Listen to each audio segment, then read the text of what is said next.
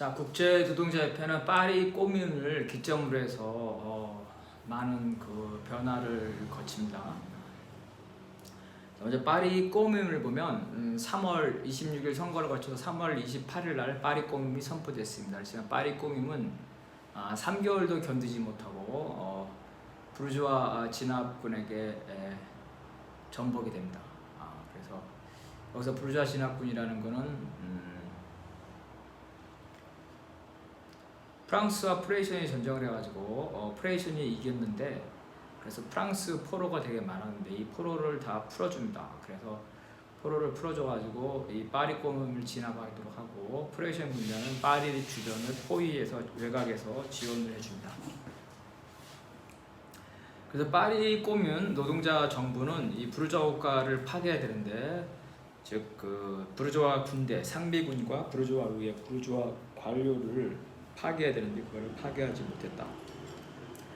마르크스는 그 파리에서만 혁명이 되는 게 아니라 프랑스 전역에 파리 혁명이 파급되도록 일단 그 프랑스 정부가 베르사유로 도망갔는데, 거기에 이제 부르주아 의회가 글로 도망간 거죠. 그래서 파리 꼬민의 군대가 글로 가서 그 부르주아 정부를 완전히 타도해야 되는데 파리 꼬민이 그러지 않았다. 문제점이 있다. 그리고 이제 독일군의 지원을 받는 그 프랑스 부르주아 군대가 들어오니까, 파리 꼬민이니까 파리의 권력을 다 장악했잖아요. 거기 군대가 또 있었겠죠. 그런데 실제로 파리 꼬민에 휘하였던 군대 상비군, 과거의 부르주아 군대는 싸우지도 않고 항복을 했다는 거예요. 그래서 프랑스 전체가 노동자 정부로 전환되는데 그러지 못했다는 거. 그런 노동자 봉기가 파리 이외에도 파리 꼬민, 리옹 꼬민, 마르쇼 꼬민, 보르도 꼬민층 이런 각 지역에서 이렇게 발생을 했지만 지도 세력이 없었기 때문에 연대하지 못했다. 고립적이었다. 고립적이라는 건 뭐냐면은, 전국에서 동시에 그 봉기가 일어나지 않으면은 그 산발적으로 일어나면 그 전국에 있는 그 진압 군대들이 한 곳에 집중할 수가 있죠. 그래서 그 중앙 군대가 집중할 수, 이걸 분산시키려면 전국적인 차원에서 봉기가 일어나야 했다. 마르크스는 파리 꼬민의 가장 중요한 교훈으로서는 이렇게 분산적이고 노동자 대중, 혁명 대중을 지도할 노동자 당, 정치 세력이 없었다. 사령부가 없었다. 지휘부가 없었다는 걸 가장 큰 교훈으로 해서 이 국제노동자협회를 국제적인 혁명적인 노동운동의 지휘부로 만들고자 이렇게 생각합니다. 그리고 이제 그러한 것들이 각 당과 각 나라의 당의 형태로 내세우자 이렇게. 그래서 국제노동자협회는 파리 꼬민을 옹호하고, 마르크스가 이제 그 파리 꼬민 노동자 정부라고 그 선언을 했어요. 그러니까 이제 각국 정부가 이 파리 국제 노동자협회를 탄압을 하죠. 왜냐하면 파리 꼬민 혁명 정부를 지지했기 때문에. 그래서 마르크스는 이 위기 상황에 오니까 총평의의 권한을 강화해서 위기를 극복하려고 합니다. 그래서 마르크스는 이제 파리 꼬민의 실패를 민중을 이끌어갈 혁명적인 노동 정당이 없었다고 봤기 때문에 프롤레타리아 정당의 필요성을 제기를 합니다. 그래서 파리 꼬민이 무너지고 5월달에 무너졌는데 9월에 런던 회의에서 정치적 행동과 노동자 계급이라는 연설을 통해서 정당의 필요성, 그리고 선거와 의회의 참여를 강조합니다. 이미 이제 프랑스도 그렇고 이 선거를 통해서 권력이 바뀌기 때문에 선거와 의회 참여를 할 수밖에 없다. 그래서 프롤레타리아의 정치적 행동을 제기한 파리 꼬민 이후에, 그러니까 파리 꼬민의 노동자 국가가 돼서 비로소 노동자들이 정치, 권력을 추구했다는 거죠. 이제는 노동자에게 정치는 거부할 수가 없다. 필연적이다. 노동자 정치를 해야 된다. 그래서 노동자 계급은 유상 계급, 부르주아 정당과 대립해서 노동자만의 정당을 조직해야 된다. 이 당시에 영국의 노동조합은 그 특별권 확대 운동을 하면서 이 보수 정당, 부르주아 정당, 자유주의 정당의 영향권에 있어서 독자적인 당을 만들려고 하지 않았다. 그래서 당 건설에 반대했고, 프루동 역시 정치 투쟁에 반대했기 때문에 노동자 당 건설에 소극적이었다. 바쿠니는 정치 투쟁을 하는데 국가를 타도하는 투쟁이에요. 이 정당은 의회 국가를 타도하는 게 아니라 의회 선거에 결합하는 거기 때문에 바쿠니는 정치 투쟁에는 동의하지만 이 정당을 만들자는 거는 의회주의로 가기 때문에 그 정당 건설에 대해서는 반대했다. 그래서 노동자 계급이 정당을 조직하는 거는 마치 부르주아들이 정치 활동을 하는 건 똑같다. 노동자 정당도 결국 의회주의로 할 거다. 그래서 정당을 비판합니다. 그래서 노동자당 건설에 반대하는 입장을 제출했으나 거부당했다. 블랑키주의자들도 역시 봉기를 하죠. 정당의 형태가 아니라 선거나 의회가 아니라 봉기를 하기 때문에 노동계급의 유일한 무기는 거리의 바리케이트다. 봉기다. 노동자의 이 혁명적 무력, 바리케이트, 무력이 필요하니까 국제노동자협회는 정당을 논의할 게 아니라 군사조직에 대한 논의를 해야 된다. 정당 결성에 반대했다. 마르크스는 정당 조직은 정치 권력의 탈취를 목적으로 하는 건데 무정부주의자들은 정치 권력의 파괴를 목적으로 한다. 이 정치 권력, 자본가가 됐든 노동자가 됐든 이 정치 권력을 가져야 되는데 막스는 노동자가 정치 권력을 갖자고 주장하는데 무정부주의자들은 정치 권력 자체를 부정한다. 그래서 노동자 계급을 정당으로 조직하는 일은 사회혁명의 승리와 계급철폐에 의해서 필요하다는 이러한 규약을 만들었고요. 그래서 국제노동자협회가 노동자구단 건설을 확고한 방침으로 삼은 것은 파리 꼬밈의 실패를 경험한 블랑키주의자, 프루동주의자, 영국의 노동조합주의 일부자가 입장을 바꿔서 노동자당 건설의 필요성을 인정했기 때문이다. 그러니까 파리 꼬밈이 무차별 참혹하게 진압되고 나서는 정당이 필요하다는 것을 인정했다는 거예요. 반대파들도. 마르크스의 당 개념은 사회주의 이론과 노동자 운동의 융합이다. 그래서 노동자 당은 이러한 결과물이기 때문에 노동자들의 자주적 활동에 의한 것이라서 노동계급 자기해방의 원리와 무슨 말이냐면 노동계급 자기해방의 원리라는 게 순수하게 진짜 현장 출신 노동자들에 의해서 자기 해방이 돼야 된다. 현장 출신 노동자만이 정치 활동을 해야 된다. 그런 의미는 아니라는 거예요. 첫 번째는 사회주의 이론과 결합해야 된다. 사회주의 이론과 혁명가들과 결합해야 된다. 그래서 이 혁명적 사상과 혁명적 계급이 결합해야 된다. 그래서 여기에 혁명적 지식인이 결합한다는 것이 노동계급의 자기 해방의 원리가 모순되는 건 아니다. 이미 공산당 선언에서 혁명적 지식인이 프롤레타리아 혁명 운동과 결합하는 걸 역사적 필연으로 봤다. 자본주의 사회에서 노동자의 계급 투쟁이 절정에 이르면 부르주아 사상가의 일부는 이러한 역사 운동을 각성하고 혁명적인 프롤레타리아 조선시대 때 몰락한 양반들이 밀란의 지도자가 되죠. 마르크스 마찬가지로 중간 계급자잖아요. 레닌 다 중간 계급이다. 혁명적 지식과 노동운동의 결합 이것이. 그래서 뭐라고 말했냐면 마르크스는 창립선언에서 노동자들은 이미 성공의 한 요소인 다수다. 이 사회의 다수인데 당연히 권력을 잡아야 되죠. 그런데 이 다수가 실제 권력을 잡으려 못해서 조직되고 지식에 의해서 혁명적 지식에 의해서 지도될 때만 그 힘을 가질 수가 있다. 그래서 다수라고 해서 바로 다수결로 정권을 잡는 게 아니라 혁명적 다수가 돼야 돼. 혁명적 다수가 되려면 혁명적 지식이고 혁명가와 결합을 해야 된다. 그래서 사회의 다수인 노동자들이 혁명적 사상과 무장을 해야지만 비로소 권력을 쟁취한다. 마르크스는 공산주의자 동맹 국제노동자협회 독일 3인당의 과정에서 공산주의자들만의 정당을 주장한 게 아니라 대중정치적 조직으로서 노동자당을 주장했다. 그러면 혁명가와 혁명적 노동자들이 있는 그러한 비밀 전위 조직이 아니라 대중적인 정치적 조직으로 정당을 가졌다. 따라서 무조건 다 문호를 여는 건 아니죠. 의식화가 된 혁명적인 노동계급 노동자들이 당원으로 오는 거죠. 노동자이더라도 보수적인 의식을 가지고 있는 사람들이 있죠. 그런 사람들은 아니다. 당원으로 할 수가 없다. 그 선진적인 프롤레타리아가 봉기를 통해서 국가 권력을 잡아야 된다는 이 봉기주의 사상, 소수 봉기주의 사상, 이게 이제 바베프나 블랑키주의자들이고 또 반대로 또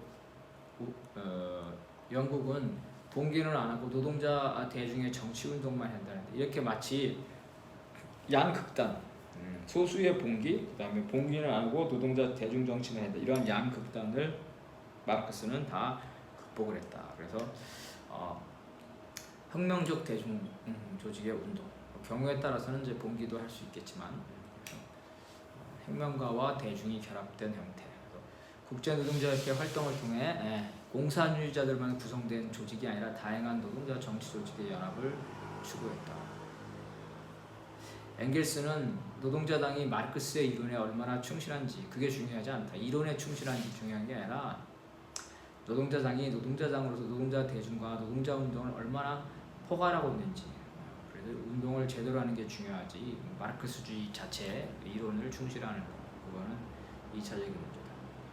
드디어 독일에서 1869년에 마르크스파의 리프크네프트와 베벨이 독일 사회민주주의 노동자당을 결성을 하게 된다. 그래서 마르크스와 엥겔스는 매우 여기에서 매우 고조돼서 말을 하는데 자 의회는 우리의 원칙을 세상에 선전할 수 있는 기회를 제공하고 있다. 베벨과 리프크네프트가 당선됐어요. 북독일 연합 의회에서 당선됐어. 그러고 나서 독일 제국 의회까지 나가야 되는데 의회 연단에 올라 연설할 때 전 세계에서 아주 그 혁명적 선동적인 연설을 합니다. 그러니까 의회를 선전 공간으로 삼는 거예요. 그래서 이 독일의 3인당이 이제 성공을 하기 시작하는데 유럽 각국의 하나의 모델이 됐다. 사회주의 진화법으로 독일 3인당을 진압하고자 하나 이미 라살레파와 마르크스파가 이게 통합을 하면서 통합을 하면서 오히려 이제 그 단결을 하게 되고 선거에도 많이 진출하되고 더 중요한 건 산업혁명이 되면서 노동자가 폭발적으로 늘면서 이 노동자들이 마르크스주의 정당 독일 3인당에 결합하게 된 거라서 오히려 이런 사회주의 진화법은 무색화됐다. 그래서 라살레주의와 막스주의가 통합했죠. 그래서 마르크스는 이와 같은 통합을 기본적으로 동의했다. 다만 라살레주의 노선에 대해서 양보하면 안 된다 이렇게 주장을 한 게 고타학은 비판이라는 거죠. 그래서 마르크스도 독일의 사례가 다시 말해서 전국적인 노동자당 하나의 나라의 전국적인 노동자당의 통일 이게 공산주의 대중정당 공산주의 비밀 전위정당의 공산주의자 대중정당으로 발전할 수 있을 것 같다. 그래서 마르크스는 또 당과 노동조합이 연대하여 정치투쟁을 해야 된다. 경제투쟁이 자동적으로 정치투쟁으로 발전하는 건 아니다. 의식적인 노력이 있어야지만 정치투쟁으로 간다는 거죠. 그래서 그러기 위해서는 노동조합을 정치투쟁으로 견인하는 게 필요하고 바로 그것이 정당이다.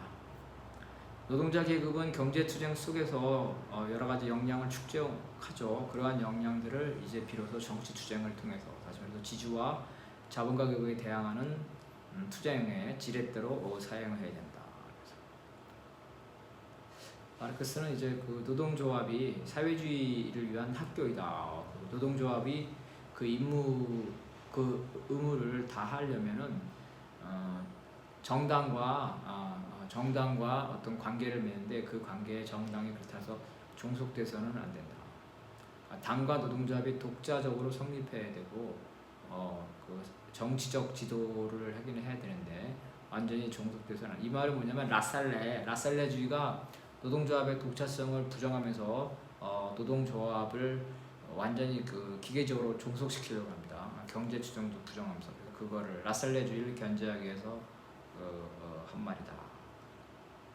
베벨도 당은 노동조합을 사회민주주의자의 충원지로 보인다. 당연하죠.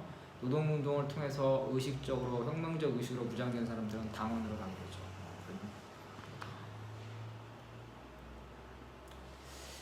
영국의 노동조합은 자유당과 밀접한 뿌티부르주아의 자유주의 정당과 밀접한 관계가 있어서 독자적인 노동자 정당의 건설에 소극적이었다. 그래서 마르크스는 이 영국의 노동조합이 자유당이 아닌 독자적인 당을 만들기 원해서 이런 자유당과 노동조합이 긴밀해지는 것에 대해서 반대를 했다.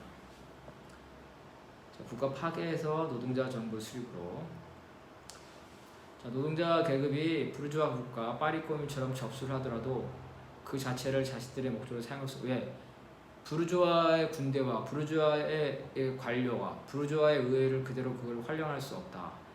그거를 부르주아 국가를 노동자 국가로 완전히 바꿔야 된다는 거죠. 그래서 파리 꼬움의 실패를 통해서 프롤레타르가 자신의 해방을 위해서는 부르주아 국가의 통치 기구를 해체해야 된다.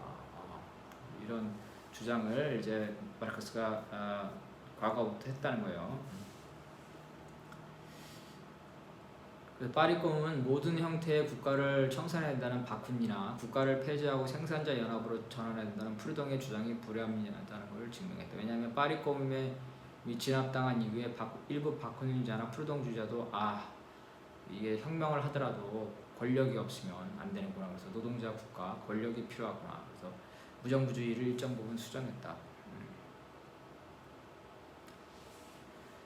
그래서 낡은 정권의 억압적인 기구는 제거되어야 하지만 부르주아와 이제 파리 꼬움에서 보지 마찬가지로 노동자가 권력을 장악했을 때 부르주아 낡은 정권의 억압적인 상비군 의회 관료제도 이거 어서 되지만 그거의 합법적인 기능 뭐죠? 권력 합법적 권력 합법적 공권력 이런 거죠. 무력 강제력 이런 것들은 사회의 책임 이제 혁명을 했으니까 사회의 책임 있는 대립은 노동자 권력이죠. 노동자 정부 이렇게 돌아가야 된다. 그래서 부르주아의 공권력을 파괴하고 그 자리에 노동자의 공권력이 있어야 된다. 사실 공권력, 무력, 강제력 이거는 파괴하면 안 된다는 거죠.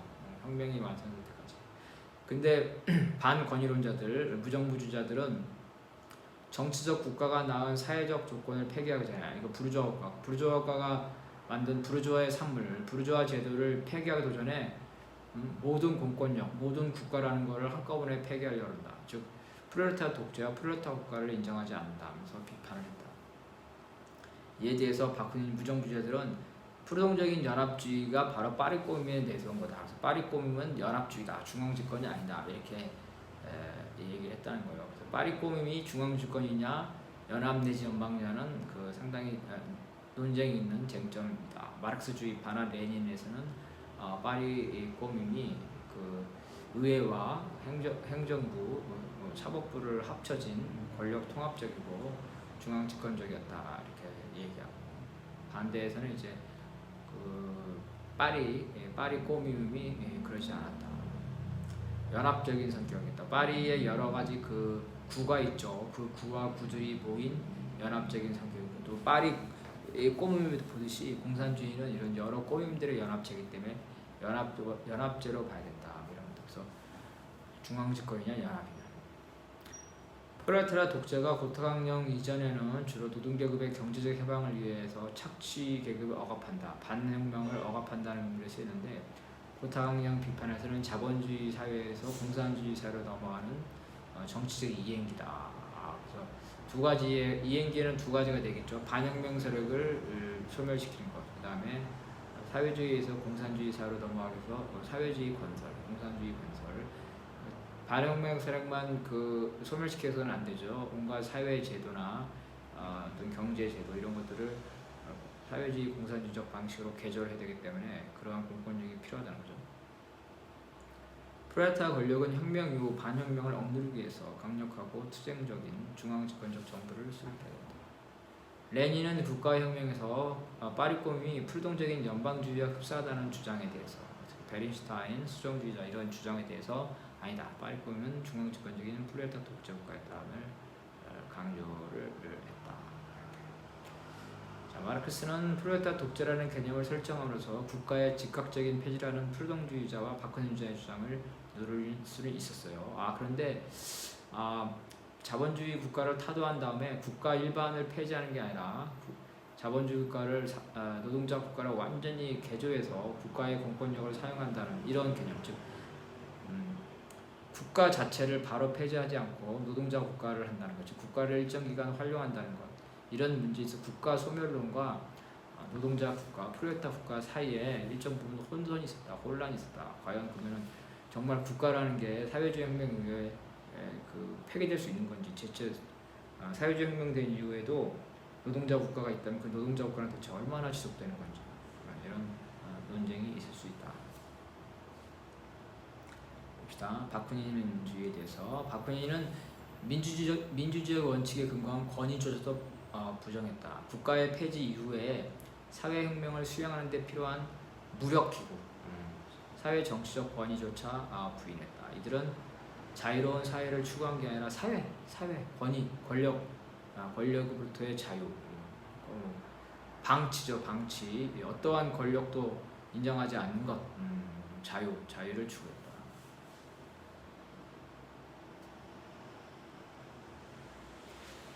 박근혜의 유래를 보면, 기원을 보면 첫 번째 이제 봉기의 부분에 대해서는 봉기를 하고 공포 정치를 해서 하는 그 소농민이나 소생산식의 중앙집권적인 국가를 수립하겠던 자코뱅주의를 계승했다. 자코뱅이 이제 급진적 자유주의자, 그러니까 급진적 뿌티브리자, 소농민이나 소생산층이죠. 이들이 봉기를 해서 봉건 세력을 타도하고 그 다음에 금융이나 토지귀족을 타도한 다음에 그 공포 정치를 한다. 이러한 한 측면.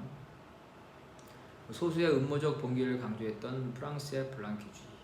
그 다음에 박헌희는 러시아 사람입니다. 러시아 망명가여서 러시아에서의 그 전제군주에 대항한 군주 파쇼죠. 군주 파쇼. 군주가 독재하니까 비합법 투쟁, 테러리즘, 허무주의에 복합된 무정부였다. 그래서 박훈희는 러시아적 조건에서 이런 무정부주의적인 경향을 드러냈다. 프랑스의 무정부주의와 자기 러시아 나라의 상황을 결합했다는 겁니다. 자, 그래서 이제 노동자당을 건설하기 위해서 일국적 차원과 국제적 차원에서 당과 노동자합을 분리를 하게 됩니다.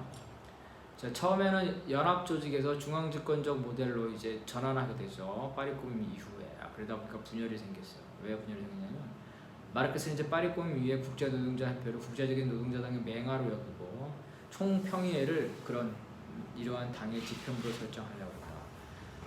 국제적 차원과 각국 차원에서 노동자 정당을 만들기 위해서 국제노동자협회가 강력한 권한을 갖고 특히 총평의회, 자기가 의장으로 있는 총평의회를 강화하려 합니다.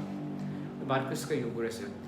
대회가 열리지 않는 기간에 국제노동자협회를 정치적으로 지도하고 대회의 결정을 이행할 수 있도록 총평의회에 강력한 권한을 달라. 또 대회의 결의를 거부하는 회원 단체, 지부에 대해서는 다음 총평회 때까지 그들을 잠정적으로 제명할 수 있는 권한을 달라. 중앙집권을 한 거죠. 그래서 박훈희라는 말에 총평회는 지부 간의 연락과 통계 수집 업무를 담당하는 기능적인 사무소이지 지부에 대해 강력한 권한을 가지면 안 된다. 중앙집권이 아니라 연합이다. 이런 거죠. 그래서 이 마르크스파, 중앙파, 중앙의 상층이 지부를 장악하려고 한다. 이렇게 이제 선전을 많이 해가지고 반대파들을 많이 규합을 합니다. 자, 그다음 박훈희는 이제 마르크스를 보면은 마르크스는 당연히 자본주의가 발달된 영국에서 혁명이 일어나야 되잖아요. 거기에서 영국에서 혁명적 노동자 정치가 활발해지고 당이 생겨야 되는데 그 당시에 영국의 노동조합들은 선거권 확대 운동과 자유주의 정당, 자유당의 영향력이 있었다 그랬죠. 그래서 마르크스가 이게 참 답답하기 때문에 영국 상황에 자기가 관여를 하고 싶었어요. 그래서 원래는 가장 발달된 영국의 노동조합들이 국제적인 노동자 운동의 사령부가 되는데 그렇지 않기 때문에 그러면 자기가 바로 이 런던에서 산업이 제일 발달되고 노동자들이 제일 많은 이 런던에서 이 국제노동자협회 평의에 이거를 국제노동운동의 지휘부로 하고 또 이를 통해서 영국의 노동자 정치운동의 영향력을 행사하려고 했다. 그래서 박훈희과 같은 무정부주의자와 충돌하게 됩니다. 결국 마르크스가 1차적으로 이깁니다. 그래서 총평의의 권한 강화, 정치활동의 중요성을 강조를 하게 되고 더군다나 반대파인 박훈희 등을 제명을 하게 됩니다. 자, 박훈희주의자들은 조직 내의 정파의 자유를 보장했죠. 국제노동자협회가. 근데 그거를 활용을 해죠. 악용을 해가지고 정파의 자유를 악용을 해서 정파의 자유라는 것을 빗대서 국제노동자협회의 결속력, 중앙 권력을 이완시켰다. 그러면서 실제 자기들 조직은 박근혜 주자들은 자기들 조직은 정작 자기들끼리는 비밀스럽고 엄격한 중앙집권적인 그런 규율을 적용했다. 음모가 조직을 여전히 비공개로 육성했다. 그래서 이런 바쿠닌과 마르크스의 대립 중에 마르크스 측이 바쿠닌 측이 아니라 마르크스 측을 지부를 인정합니다. 그래서 이 제네바가 마르크스 쪽을 지지했었는데 이 제네바 지부의 정통성을 인정한다. 지부의 분쟁이 있어. 근데 이거는 이제 그 지부의 분쟁이 있은 지부 스스로 결정하고 해야 되는데 마르크스가 중앙 권력이 이거를 결정하기 때문에 지부의 자주성을 침해한 것으로 평가하는 입장도 있습니다. 어쨌든 마르크스는 이제 중앙 권력을 시도했다. 자, 그런데 마르크스는 계속해서 이 바쿠닌 주의자들과 프리동 주의자들 여러 이런 주의자들이 계속해서 협조를 안 하고 국제노동자협회를 장악하려고 하죠. 그래서 이런 부분에서 마르크스는 이제 공산주의자 동맹도 봉기주의자들의 손에 넘어간 것을 막기 위해서 공산주의자 동맹을 해체했는데 마르크스도 첫 번째는 국제노동자협회가 어느 정도 자기 역할을 다 했기 때문에 그러니까 이제 각국의 노동자 정당을 만들면 되기 때문에 그래서 자기 역할을 어느 정도 한 거 아니냐. 두 번째로는 이런 봉기주의자한테 넘겨줄 바에 차라리 국제노동자협회를 해산시키는 게 낫지 않냐. 그래서 런던에서 뉴욕으로 이전하는 결정을 주도합니다. 사실상 사망 선고를 내리고자 한 거죠. 그래서 이제 실질적으로 해산시킬 의도가 있었다. 국제노동자협회가 이제 미국으로 가서 무력화되고 각국에서 대신 노동조합 총연맹과 통일적인 노동자당이 출연하게 되면서 국제노동자협회의 임무는 완전히 끝났다. 이제 다음 세대로 넘게 된다. 그러니까 무슨 말이냐면 국제노동자협회는 국제적인 당과 노동조합의 그 혼합된 상태가 있는데 이제는 그런 국제노동자협회 방식이 아니라 국제적인 당과 국제적인 노동조합이 별도로 되는 그게 다음 세대다. 그래서 실제로 그랬다. 그래서 국제적인 노동조합의 협의체와 국제적인 노동자당 협의체가 대두하게 된다. 이미 국제노동자협회는 각국에 뭐라고 요구했냐면 각국의 분리된 노동자 연합들을 규합시켜서 니네 나라에 가가지고 전국적인 노동자당과 전국적인 노동조합을 만들어라 이런 걸 요구했다는 거예요. 총평에 그거를 실행하기 위해서 대중적이고 국제적인 노동조합의 결성에 착수할 권한을 부여했다. 각국의 노동조합들에게 이 국제적인 참여를 요청했다. 그러니까 국제적인 당과 국제적인 노동조합을 분리해서 각각 결성한다 이런 거죠. 그래서 각각의 나라에서 이들은 이제 부르주아 정당과 다른 노동자당, 공식적인 노동자당을 건설을 하게 됩니다. 그래서 이러한 각국의 노동자당은 당연히 그 국제노동자협회에 지원하려 했기 때문에 마르크스주의의 특성을 가지게 됐다.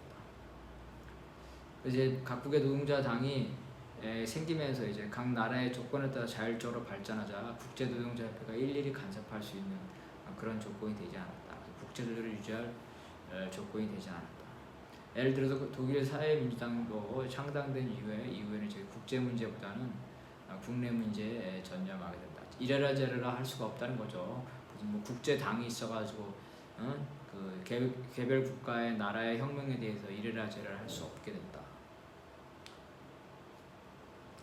그래서 각 나라의 다소의 차이는 있지만 이제 전국적 차원의 노동자당이 건설이 되게 됐다. 이렇게 돼서 1889년이면 엥겔스가 살아있을 때죠.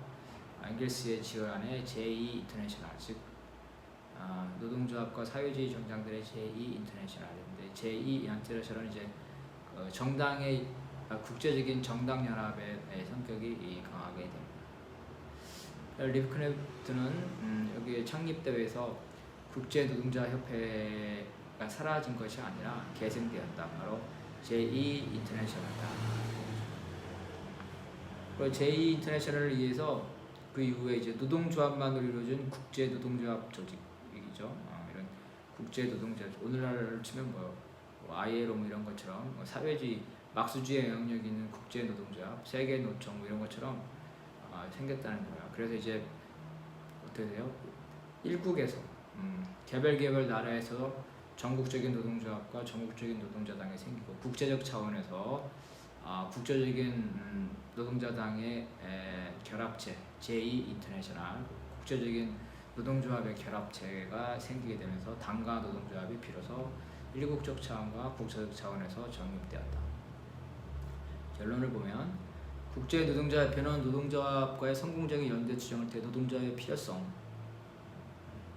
인정하게 하고, 그 다음에 파업의 필요성도 인정했다는 거죠. 그런 것들을 부정했던 프루동주의와 라살레주의를 극복했다. 프루동은 노동조합 자체를 경제 투쟁만 한다, 협동조합하다. 라살레는 정치 투쟁만 한다. 노동조합이 필요 없다. 있더라도 정치에 무조건 복종해야 된다. 여기서 정치 투쟁은 선거권 확대 운동, 보통선거 운동이었다. 그래서 노동자들이 각국에서 대중적인 노동자 건설을 할 것을 제안했다. 국제노동조합에서 실제로 그렇게 됐죠. 그래서 파리꼬미의 분석을 통해서 부르주아 국가를 파괴하고 노동자 정부를 수립하지 못한다면 혁명이 실패할 수밖에 없다는 걸 알게 됐죠. 그래서 이제 노동자 국가를 수립해야 된다. 그래서 국가를 부정하는 무정부주의자들을 비판했다. 민주주의적인 대중활동을 또 강조했죠. 그래서 소수의 의무적 봉기, 블랑키 리스트를 비판했고, 자, 국제노동자협회를 국제적인 노동자 정치 조직으로 건설하는 과정에서 마르크스는 민주집중제를 시도했지만 무정부주의자들의 반대로 실패했다. 그리고 국제노동자협회를 사실상 해산하게 되었다. 국제노동자협회 시기에 각 노선의 차이점입니다. 노동조합, 영국의 노동조합을 당연히 필요성을 인정하죠. 노동조합은 다 영국 노동조합 빼고는 다 인정하지 않습니다. 이론적으로 인정하지 않는데 나중에 노동조합이 발전해서 노동조합이 발전해서 국제노동조합회에 가입하니까 이런 부정했던 쪽도 일부 인정을 할 수밖에 없게 됐다죠. 노동조합이 정치 투쟁을 하는 것에 대해서 다 소극적이에요. 근데 그 이유는 다 달라요. 프루동은 정치 투쟁 자체를 거부합니다. 바쿠니는 봉기, 국가를 타도해야 되기 때문에 노동조합 차원에서 정치 투쟁이 아니라 국가를 타도하는 정치운동, 그것만 생각합니다. 그래서 만약에 노조를 자기네 입장을 수정해서 노조를 인정하더라도 이거는 노조를 경제 투쟁을 하면 안 되고 오로지 그 쿠데타의 봉기의 수단으로 사용한다. 블랑키 주제도 마찬가지고. 영국은 또 반대로 아예 노동조합은 정치 투쟁을 하면 안 된다.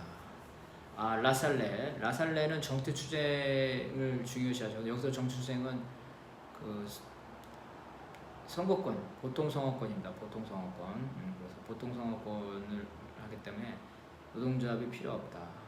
있더라도 정당에 무조건 복종해야 된다. 별 독자적인 투쟁을 하면 안 된다. 그 임금 철칙설, 파업을 부정한다. 정당에 대한 태도는 라살레만 적극적이다. 라살레. 왜냐하면 의회주의이기 때문에, 보통 선거를 통해서 의회에 나가기 때문에. 자, 프루동이나 영국의 노동조합은 정당 자체를 부정하죠. 그리고 이제 바쿠닌이나 블랑키는 이 정당운동, 무력으로 봉기를 통해서 국가를 엎어야지 정당을 해가지고 선거로 의회라는 건 합법주의다. 그래서 이 정당을 제도정치 의회주의로 보기 때문에 반대한다. 노동자 정부의 필요성은 자, 라살레주의는 부정부주의가 아니죠. 정부와 의회를 통해서 계획을 하니까 부정부주의. 나머지는 부정부주의. 프루동은 협동조합 연합체. 바쿠닌과 블랑키는 국가 권력 자체를 부정한다. 그래서 노동계급의 자기해방의 원리는 자연적으로 형성된 노동자 계급과 의식적인 사회주의의 결합. 러시아 레닌이 말한 러시아 사회민주당의 조직 원리, 사회주의자와 노동운동의 결합. 엥겔스는 1894년에 사망했기 때문에 1890년대 의회주의와 노동자 대중정당, 노동조합 총연맹의 일국적 국제적 목격을 했죠. 그래서 러시아 독일 3인당의 발전에 대해서 아주 긍정적으로 평가를 합니다. 그 이후에 이제 레닌이나 로자 룩셈부르크, 안토니오 그람시 다양한 사람들이 나타나면서 노동계급의 자기해방의 원리를 좀 더 구체화했고, 이것들에 대해서 각국의 조건에 따라서 다양한 입장을 피력하게 됩니다. 다시 말해서 마르크스 이론이라는 게 어떤 게 절대적인 교조가 있을 수 없다. 각국의 나라에 따라 다르다. 일단 유럽과 러시아가 다르다. 그죠? 유럽과 러시아. 러시아는 전제 군주주의에서 바로 혁명이 일어났기 때문에, 그리고 유럽에서도 또 영국과 독일이 다르다. 영국은 일찌감치 부르주아 민주주의가 형성된 반면 독일에서는 부르주아 민주주의 늦게 되고 사회주의 진화법 같은 탄압이 좀 있습니다.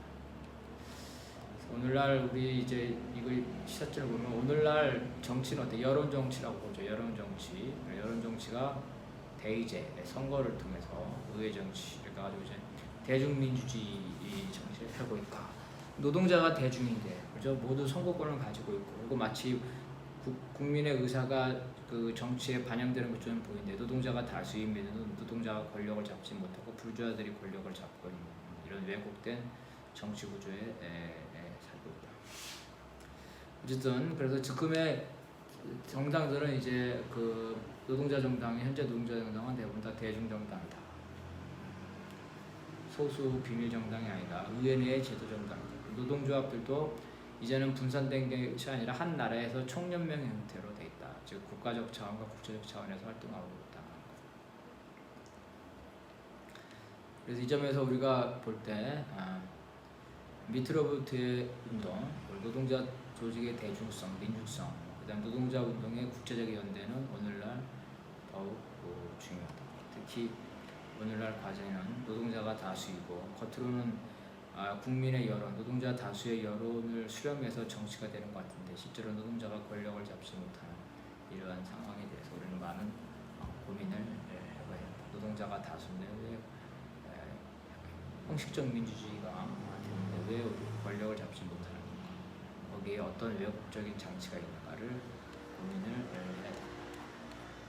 여기까지 합니다.